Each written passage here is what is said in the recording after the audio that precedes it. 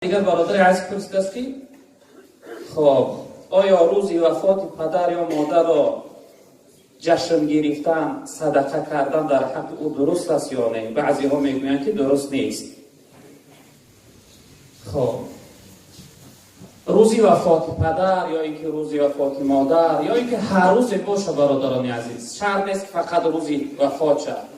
کدام روزی در حق پدر و مادر صدقه کنی ثوابش به اونها را میرسه. اعتقاد اهل سنت و الجماعه یعنی که در این هست که انسانیت بعد از گذشتن پدرش یا اینکه مادرش هر نوع صدقه یک میکنه، چی نوع صدقه باشه در حق پدر و مادر صدقه کنه براش درست است، چون که حدیث جناب پیغمبر صلی الله علیه و سلم است.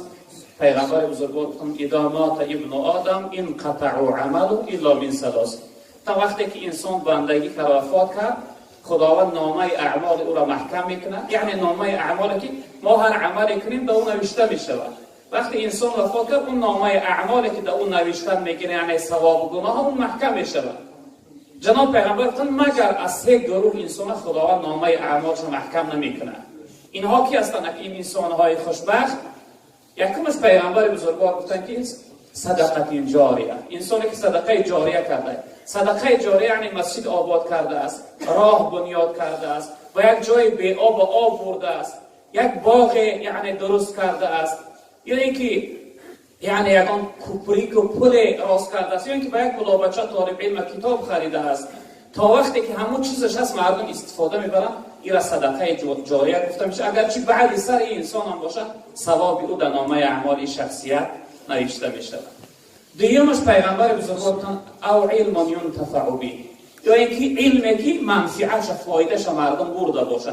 یک عالمی هست که کتاب نوشته است، کتابش مردم میخوانن استفاده میبرن، یا اینکه یک عالم طالب علم شاگرد زیاد برآورده است، شاگردان در جمعیت خدمت میکنن.